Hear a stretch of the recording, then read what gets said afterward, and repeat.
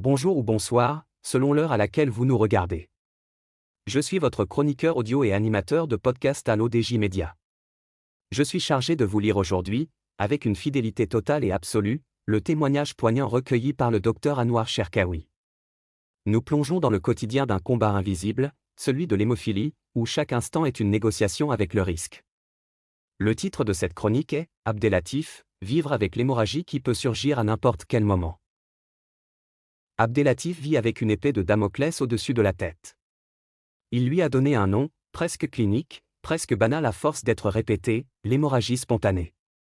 Spontanée, parce qu'elle surgit sans prévenir.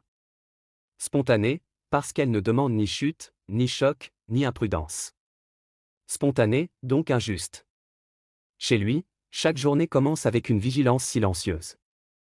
Il observe son corps comme on scrute le ciel avant l'orage. Une douleur inhabituelle, une tension musculaire, une gêne diffuse peuvent être les premiers signes d'un saignement interne déjà à l'œuvre. L'hémophilie ne crie pas toujours. Elle murmure, puis elle frappe. Depuis 2015, son quotidien a basculé. Cette année-là, un hématome lombaire compressif, survenu sans alerte et non pris en charge à temps, a entraîné une paralysie du pied gauche.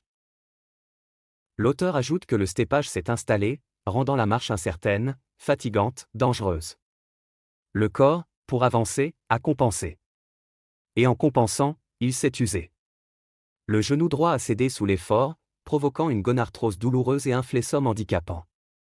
La hanche gauche s'est dégradée à son tour, jusqu'à une coxarthrose sévère.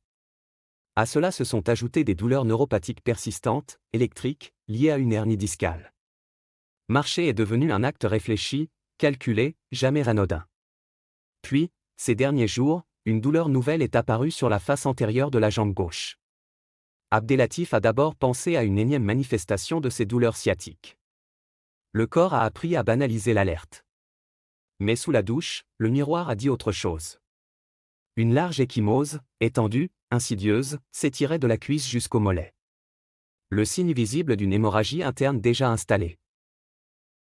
L'auteur affirme que pour lui, une fois encore, le sang avait coulé sans bruit.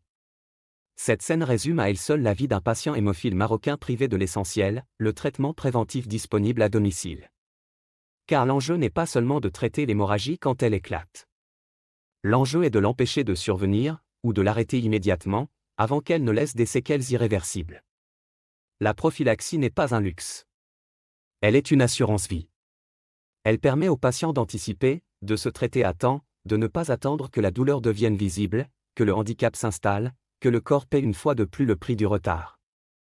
Associée à l'éducation thérapeutique, elle offre une autonomie précieuse, reconnaître les signes, agir sans délai, reprendre la main sur une maladie qui, autrement, impose sa loi. L'auteur pense que c'est précisément dans cet espace que prend tout son sens la notion de patient partenaire. Le patient partenaire n'est pas un simple bénéficiaire de soins, mais un acteur éclairé de sa propre prise en charge. Fort de son vécu, de son expérience quotidienne de la maladie, il partage avec les soignants une expertise complémentaire, irremplaçable. L'intégrer dans la chaîne de décision des soins, c'est reconnaître que la qualité du traitement ne dépend pas seulement des protocoles, mais aussi de l'écoute, de l'anticipation et de l'adaptation à la réalité du terrain. En hémophilie plus qu'ailleurs, le patient partenaire devient un maillon essentiel entre la science médicale et la vie réelle. L'auteur conclut que sans cette prévention, chaque journée devient une loterie biologique, où le hasard décide de la gravité du lendemain. Abdelatif ne demande pas la pitié. Il demande la compréhension. Il montre, à travers son corps marqué, ce que signifie vivre avec une maladie chronique quand la prévention fait défaut. Son vécu n'est pas un cas isolé. Il est le miroir silencieux de nombreux patients pour qui la prophylaxie n'est pas encore une réalité continue. Raconter son histoire, c'est rappeler une vérité simple et essentielle, en hémophilie, prévenir, c'est déjà soigner. Je vous remercie d'avoir prêté l'oreille à ce témoignage essentiel. En tant qu'hôte de l'ODJ Média aujourd'hui, j'ai tenu à vous restituer chaque mot de cette chronique du docteur Anouar Cherkaoui et d'Abdelatif Aouli avec une fidélité absolue, pour que leur message vous parvienne dans toute son intégrité. C'est cet engagement, entre authenticité du texte et passion du partage, qui définit notre mission. Je vous donne rendez-vous très bientôt pour une prochaine chronique, afin de continuer à décrypter, ensemble, les réalités de notre santé. D'ici là, cultivez votre empathie et restez connectés sur l'ODJ Média. À très vite.